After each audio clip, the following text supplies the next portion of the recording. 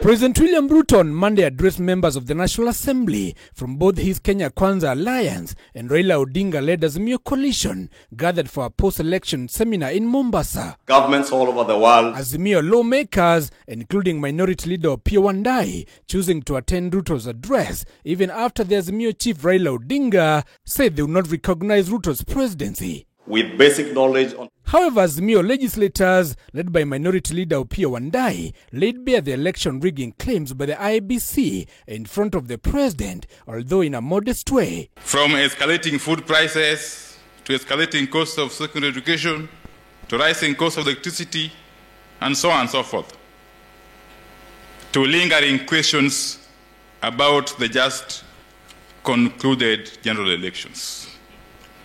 Kenyans have concerns, doubts, and fears that we must respond to. Azimio MPs also telling the president they'll not approach the sensitive task of reconstituting the IEBC in a business-as-usual manner, alluding that IEBC's integrity casts doubts on the future elections. The very existence of IEBC is in doubt.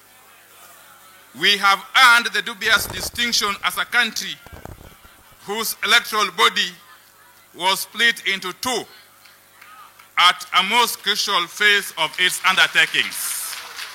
as much as we will hold very firm political party positions, we must never allow grandstanding to come in the way of well-intended and noble decisions that the National Assembly make in line with our constitutional mandate to serve the people that we come to represent.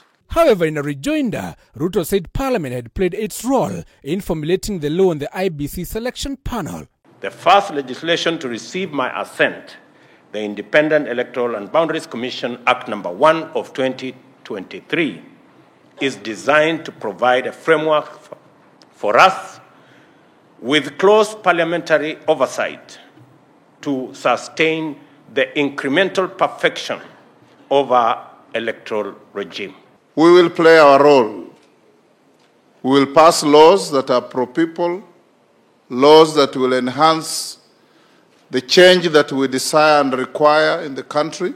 Azimio also questioning Ruto's request to allow cabinet secretaries to answer questions in Parliament, suggesting that the move would offend the separation of powers. We have a situation where Parliament is being asked to originate legislation creating the office of the Leader of Opposition and allowing cabinet secretaries to attend House proceedings and answer questions from honorable members. Are we sure we want to be the assembly that could not take a stand whether we are a presidential or a parliamentary system? Can't we make up our minds for once? When I sent the request to Parliament for you, members, honorable members, to consider cabinet secretaries answering questions directly to members of Parliament, it was not an issue of trying to renegotiate the Constitution. It is an issue of accountability. I am a very strong believer that a government is as good as the accountability mechanism that has been put in place. Governments all over the world exist to serve their people. And parliaments, in effect, act as a principal lawmaking institution that is charged with the legislative function, hence setting the boundaries within which any government, including you as Your Excellency, will operate. The president further warned individuals evading to pay taxes that their numbers were numbered. Giverson Minor, K24, Nairobi.